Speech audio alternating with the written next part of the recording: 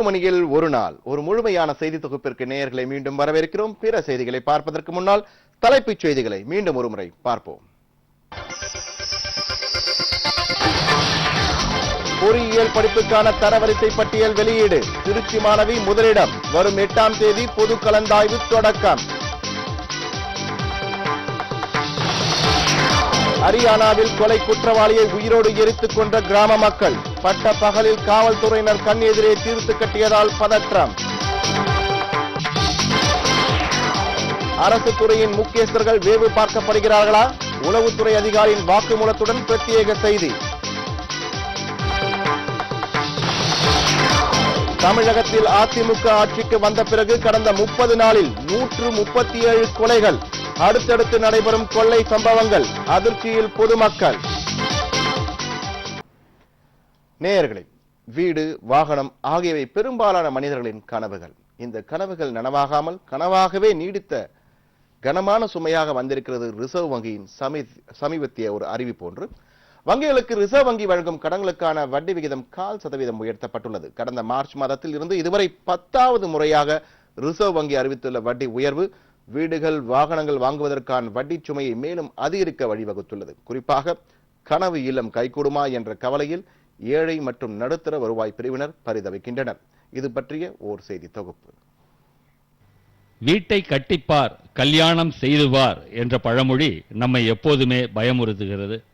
வீட்டுமனைக்கான நிலத்தின் விலை, வீடு கட்டுவதற்கான சிமெண்ட், கம்பி, மணல், ஜல்லி, செங்கல் உள்ளிட்ட கட்டுமான பொருட்களின் விலை மற்றும் தொழிலாளர்களுக்கான கூலி ஆகியவை நாளுக்கு நாள் அதிகரித்து வருவது இதற்கு நேரடியான உதாரணம். சொந்த வீடு வாங்க விரும்புவோரை இது மிகவும் நொந்து போகச் செய்கிறது.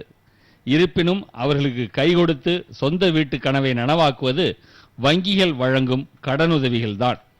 இந்நிலையில் வர்த்தக வங்கிகளுக்கு வழங்கும் கடன்களுக்கான வட்டியை ரிசர்வ் வங்கி அண்மையில் மேலும் 0.25% உயர்த்தியுள்ளது. இதனால் பொதுமக்களுக்கு வங்கிகள் வழங்கும் வீட்டு வசதி கடன்களுக்கான வட்டி விகிதங்கள் மேலும் அதிகரிக்கும் நிலை ஏற்பட்டுள்ளது. ரிசர்வ் பேங்கோட பாலிசி ரேட் 0.25%, அதாவது 25 பேசிஸ் பாயிண்ட் இன்க்ரீஸ் பண்ணியிருக்காங்க. அதனால பேங்க் லோன்ல கொஞ்சம் இன்க்ரீஸ் வர வாய்ப்பு இருக்கு. எங்க பேங்கை பொறுத்த வரைக்கும் இது வரைக்கும் அந்த கமிட்டி கூடி அதோட டிசிஷன் வரக்கு இன்னும் கொஞ்சம் டைம் ஆகும். குறிப்பாக வீட்டு கடனுக்கு இந்த 25 பேசிஸ் பாயிண்ட் இன்க்ரீஸ் ஆகணுங்கிற அவசியம் கிடையாது. ஏன்னா அது முதன்மையான ஒரு செக்மெண்ட். அது மார்க்கெட் ரேட் 10 கடனுக்கு நாங்கள் கொடுக்குற ரேட்டை விட ரொம்ப கம்மியான ரேட். அது அப்படி கொஞ்சம் ஹவுசிங் லோன் முதன்மை வாய்ந்தனால அதுக்கு கொஞ்சம் கம்மியான ரேட் எப்பவுமே மெயின்டைன் பண்ணிட்டு இருப்போம். இந்த வட்டி உயர்வு பொதுமக்களையும் கட்டுமான நிறுவனங்களையும் அதிர்ச்சி அடைய செய்துள்ளது. ஏனென்றால் ரிசர்வ் வங்கி அறிவித்துள்ள வட்டி உயர்வு வர்த்தக வங்கிகள் மூலமாக இறுதியில் கடன் பெறுவோரின் தலைகளில்தான் சுமத்தப்படும்.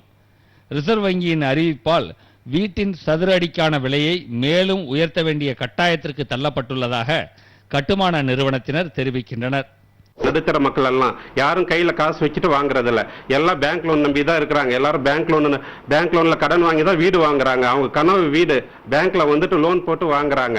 அவங்க இப்ப இருக்கிற வட்டி விகிதமே 10.25 இருந்து இருக்கு. சிங்கிள் டிஜிட்ல இருந்து டபுள் டிஜிட்டா மாறிச்சு ஆல்ரெடி. இப்ப ரிசர்வ் பேங்கினுடைய புதிய கொள்கைகள் எல்லாம் பாத்தீங்கன்னா வட்டி விகித உயரம் அபாயம் இருக்கிறது. அந்த வட்டி விகித உயரம் அபாயம் இன்னும் ஏற்பட்டா நடுத்தர மக்களுடைய வீடு வாங்கணுன்ற கனவு வீடு, அவங்களுடைய கனவு எல்லாமே நிராசையா போயிடும். அதனால இந்த கவர்மெண்ட் கட்டிட பொருட்களின் விலையும் இந்த வீடு கடன் வட்டி விகித உயர்வையும் உடனே தடுத்து நிறுத்தணும்னு கேட்டுக்கொள்கிறோம். கடன் வாங்கி புதியதாக வீடு வாங்கி இருப்பவர்கள் அல்லது வீடு கட்டியிருப்பவர்கள், அதேபோல் இனிமேல் வீடு கட்டவோ புதிய குடியிருப்புகளை வாங்கவோ திட்டமிட்டு இருப்பவர்களுக்கு இந்த வட்டி உயர்வு மேலும் பணச்சுமையை ஏற்படுத்தியுள்ளது. வங்கிகளுக்கான வட்டி விகிதத்தை ரிசர்வ் வங்கி தற்போது மேலும் உயர்த்தியுள்ளது. இந்த வட்டி உயர்வை 3 மாதங்களுக்கு பிறகே வங்கிகள் ஒன்றன் பின் ஒன்றாக அமல்படுத்த உள்ளது. எனவே வட்டி உயர்வுக்கான அறிவிப்பு வெளியாவதற்கு முன் ஏதாவது ஒரு வங்கியில் கடனை பெறுவதற்கான ஒப்புதலை பெறுவதோடு கட்டுமான நிறுவனத்திடம் வீட்டின் விலையை உறுதி செய்து கொள்வது சிறந்ததாகும். இதன் மூலம் இனி வரும் வட்டி உயர்வு மற்றும் வீட்டின் விலை உயர்விலிருந்து வீடு வாங்குபவர்கள் தப்பிக்க இதுவே சிறந்த வழியாகும். ஒளிப்பதிவாளர் கிருஷ்ணமூர்த்தியுடன் விஜயபாலன், கலைஞர் செய்திகள்.